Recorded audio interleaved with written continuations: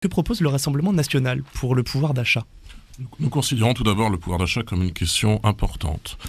Et il a été révélé ces dernières années avec l'hyperinflation, avec la hausse du coût de la vie, du coût de l'énergie, que c'est une question centrale dans les préoccupations des Français lorsqu'ils votent.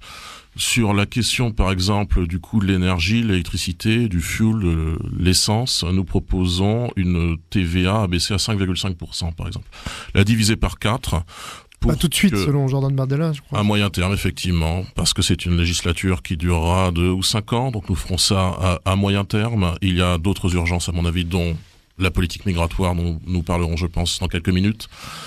Nous ne sommes pas pour le blocage des prix, mais bien davantage pour une nouvelle TVA sur ces produits énergétiques et également sur un certain nombre de produits de première nécessité, dont des produits alimentaires, qu'effectivement les Français aujourd'hui ne peuvent plus s'offrir pour les plus modestes d'entre eux. Et ça, c'est un problème dans une grande puissance comme la France. Rappelons tout de même que cette question du coût de la vie, du coût de l'énergie, a été, par exemple, à l'origine, en fin 2018, du mouvement des Gilets jaunes, après tout, à l'heure d'un litre d'essence à 1,70 € à l'époque. Donc c'est beaucoup moins anecdotique qu'il n'y paraît, et à mon avis beaucoup plus central dans les attentes des Français qu'il n'y paraît. Et cela, la majorité présidentielle a du mal à le considérer, parce que la majorité présidentielle n'arrive pas véritablement à prendre le pouls de la société, à comprendre la société.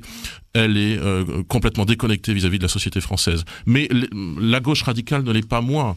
Je me demande comment, au juste, les députés NUPES ou Nouveau Front Populaire des zones rurales du département, de Châteaubriand, d'Ancenis, de Blain, par exemple, expliqueront à leurs électeurs, par exemple, qu'il en sera fini bientôt de la voiture thermique. Comment expliqueront-ils à leurs électeurs qui ont besoin de leur véhicule personnel pour leurs déplacements professionnels, de loisirs familiaux, qu'ils devront petit à petit quitter leur véhicule, peut-être prendre un véhicule électrique faussement écologique et vraiment polluant.